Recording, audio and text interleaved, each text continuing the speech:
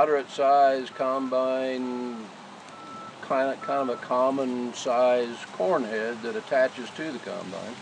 And it's a 6-row corn head, and that corresponds with the planter that I plant the corn with, so that I have rows that are going to be equally distant based on the planter and based on the corn head. So I do that purposely, but the mechanics of the corn head, there's 2 chains here that have these ears on it, and that's what drags the corn stalks into a area that has very hard, what we call snap and rolls, and it snaps the corn ear off of the stalk as you're going down through the field, and it does it quite rapidly so that you can move fairly rapidly down through the field to get your harvest done. But then the amazing machine to me, it takes that corn ear, ends up like this. Basically it takes all the shucks and everything off of it, goes through that opening right there in the middle of the combine, which we call the throat. There's a conveyor belt in there that conveys all these corn ears up into the combine. There's a very fast moving, what's called a concave and cylinder, that basically strips all the kernels of corn off the ear as rapidly as it'll go in. And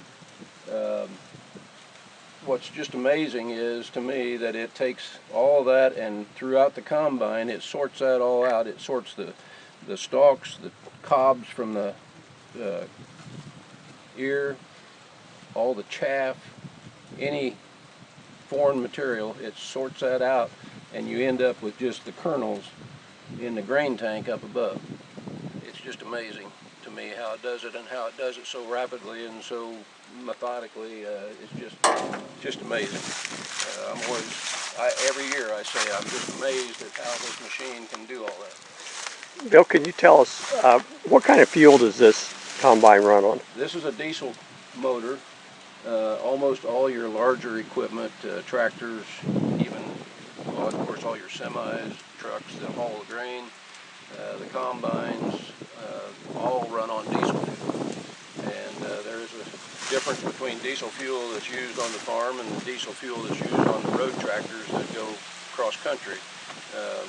They put a dye in there that identifies whether it's for farm use or whether it's for on-road use.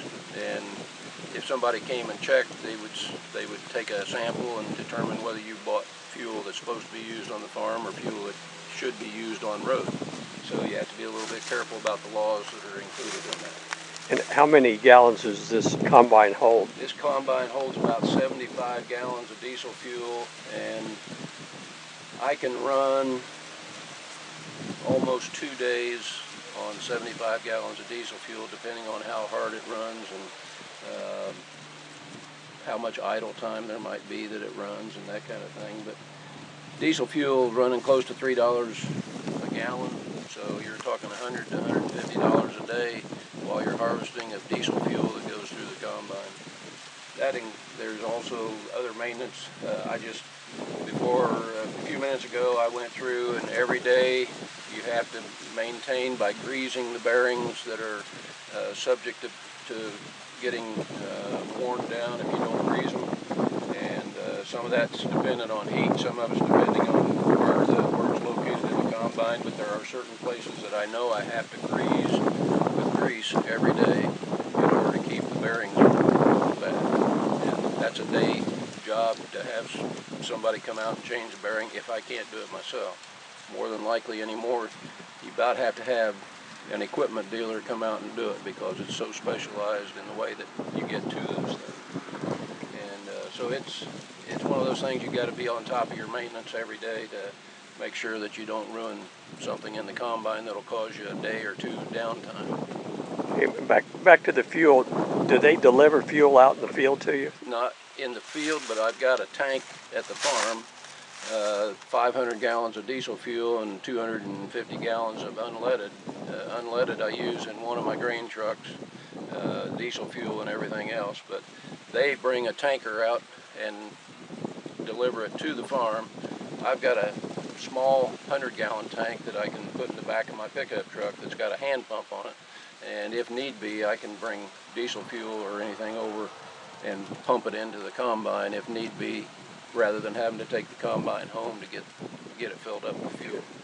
So, could we, I'm going to shut this down, but let's walk around the back and you can show us what happens on the other end here. sure. Part of the amazement to me is that all these pulleys and belts and gears and everything run certain parts of that combine that make it all work. And I can't begin to tell you that I understand which each one of these pulleys and each one of these belts, what they drive and what they do. But for instance, I mentioned having to grease. There's a grease fitting right there and a grease fitting right there. That's an important grease fitting for this big pulley. And this pulley runs the cylinder that goes like 400 RPMs inside the combine to help strip that grain off of the cob. And that set of pulleys both have to be greased every day, or you run the risk of having a bearing go out. And you can see from the way the mechanism's put together that that would be a major job, to have a bearing go out and have to replace that. So you're talking downtime, and that's, farmers do a lot of the things that they do to avoid downtime. You want to have your combine ready to go before you go to the field. All your bearings should be changed if there's a bad one, and they should be greased, and you want to make sure everything's ready to go to the field so you don't have downtime. That's a big thing to them. Now, it's not such a big thing to me because I'm a small farmer, but for somebody that's farming multiple thousands of acres of grain, or corn or soybeans or whatever, to them that's a big deal to have a down day. And especially on a day like this when it's beautiful and you can be harvesting, you don't always get beautiful weather. Weather is one of the primary fears this time of year, because, I'll try to tell you a quick story. My dad told me, I believe it was in 1963, when he was ready to go to the field on Monday morning or Monday afternoon to start combining soybeans. Sunday night, a hailstorm came through and just shattered all the soybeans out onto the ground. There wasn't hardly anything left in the field. That's one risk. You get a risk of a windstorm knocking the corn stalks down to the point where you can't get them picked up with the combine. It's gone. It's ruined. There's nothing you can do. If you had cattle and you had it fenced, you could run cattle or hogs in here, but that doesn't happen anymore. So windstorm, hailstorm, heavy rains, consistent rains, those are all primary fears this time of year of causing you problems getting the crop harvested. And so you got to take advantage of every good day that you can. When the ground's solid enough to run the equipment over and the crop is dry enough that you can get it through the combine in good shape, you got to take advantage of all those days you can. Now, didn't you tell me yesterday the elevator's not taking corn right now? This is September, and it's very unusual, first of all, that we would be harvesting corn in September. But because of the extreme heat that we've had this summer, corn matures based on what's called growing degree days. Growing degree days are the average between 56 degrees minimum, 86 degrees maximum, or something like that. Whatever the daily average is and above a certain point is called a growing degree day. And corn matures based on the number of growing degree days you've had up to this point. So we've had so much growing degree days this summer because of all the 90 degree days we've had and warm nights and that kind of thing, that the corn has actually matured before a lot of the soybeans have matured.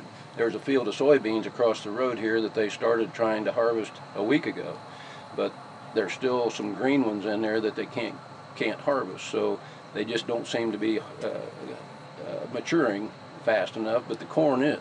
And so there's a lot of guys, and one of the problems we had, the local elevator, which is a large elevator that will handle grain terminal, if you want to call it that will handle a lot of bushels of grain, but they have gotten corn in so fast this fall, earlier than they anticipated, that they are refusing to take any more corn.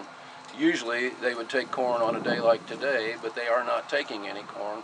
And they've had so much corn come in that they've got to get caught up with their drying facilities and that kind of thing in order to be able to keep up with the amount of corn that's coming in so rapidly this fall.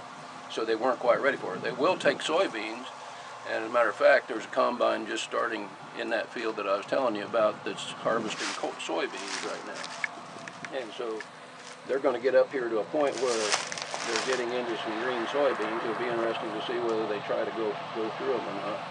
But green soybeans are not easy to harvest, and you don't get them in the combine, so they're a loss basically, because they won't come out of the pod.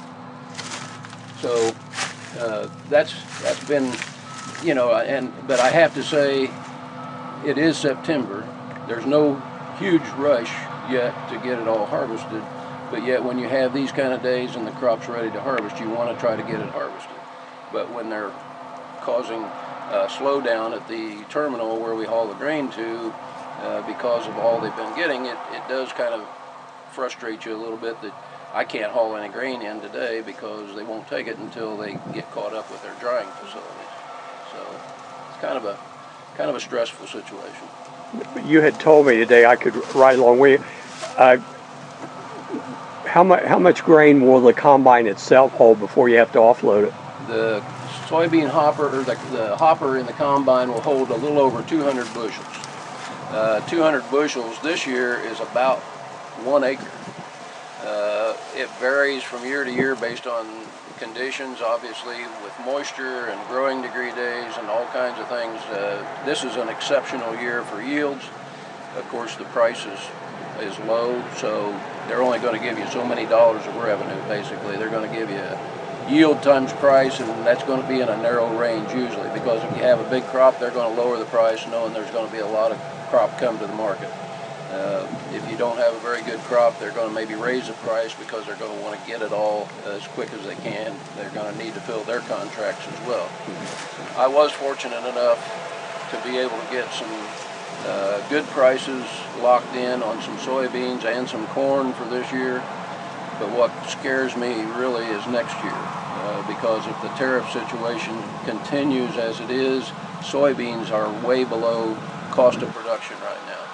I did get some locked in earlier before that happened that are at a good price and I could make money off of. But next year, if this tariff situation continues as it is at these prices, there's no way I can cover my cost of production. That's a scary thing. Well, Bill, can we walk all the way to the very back here? Yep. The engine compartment.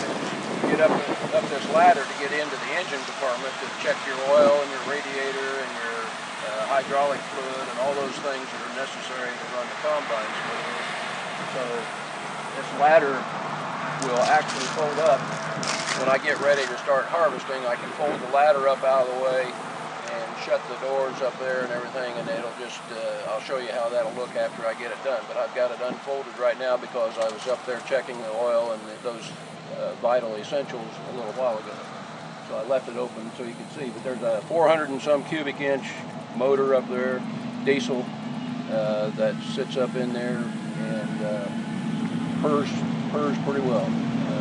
Does a good job for this size combine. Now all the stalks and everything, does it just broadcast that out on the ground after you're done? Up inside, there's a long chute down in there, and there's a series of what are called sieves that allow the good grain to fall down through the sieve and the chaff to come out the back. There's a blower, there's a fan that runs at approximately 1,100 RPMs that blows a lot of this chaff out the back end of the combine. I've got a spreader here that goes around quite quickly, and it helps spread the cobs and some of the stalks and things that come out through the combine. It helps spread that out. The reason that's a good idea is because I no-till, and you gotta, since you don't till the ground or anything, you gotta have that fodder all spread as evenly as possible, so that when you go in next year to plant soybeans, it's all spread evenly, and you don't have a bunch of places where there's a big pile of stalks or something. There's also, up under here, there's a series of knives that go around very, very rapidly. And those knives chop the stalks and cobs and all that kind of stuff up as much as it can, so that it helps spread that out and makes it into smaller pieces and helps it decay over the winter. Decaying happens because the earthworms that are in the ground like to eat those corn stalks during the wintertime and springtime. Helps decay all the corn stalks. when I plant soybeans in here next year, you won't, by the time the soybeans are harvested next year, you won't even hardly see any of these corn stalks. They will have been decomposed and either eaten by worms or just rotted away. Help replenish the soil nutrients, help make the soil a little more porous so the rain will penetrate better. The earthworms help the rain penetrate through the ground, really helps the ground. No-till is, I think Indiana's maybe 60 or 70% no-till, which is a good thing. Used to, when we were growing up, we used to plow everything, which meant turn the ground over 180 degrees so you buried all those corn stalks. Well, now no-till, for the equipment that we have and everything, will allow us to plant through these corn stalks and everything and get a good crop without having to turn it over. Turning the ground over like it did caused some erosion problems because wind erosion would blow some of that soil off the top, and you don't have that with all this corn stalks and everything here. You don't have a lot of erosion that you might have otherwise. Helps with water runoff too, because it helps slow that water down so it doesn't erode. Well, it's less fuel too. Less fuel. Oh, much less fuel. I'm lazy. I don't like to be out here all night long tilling the ground or anything. So that's one reason it takes much less time, and it takes much less fuel because I don't run the tractors over here 2 or 3 times before I plant. I'll be in here planting next May, and it will have never crossed the ground after I get the corn harvested this fall. Now, which do beans or corn put more back into the soil when it decomposes? Well, there's obviously more dry matter here with the corn. Soybean stalks do have a different characteristic. A soybean is a legume. Soybeans generate their own nitrogen out of the air. So there's some nitrogen that's put back in the soil and some other nutrients from the soybean stubble. The corn stalks also have some nitrogen, potash, and phosphorus. Those are the 3 primary elements that we need to provide to the corn and soybean plants.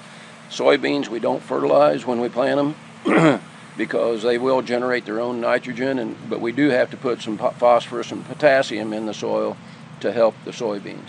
The corn, when we plant corn, we have to put nitrogen on it, and I put nitrogen on 3 different times during the year. I put some on before I plant, I put some on when I plant, and then I put some on after the corn is up.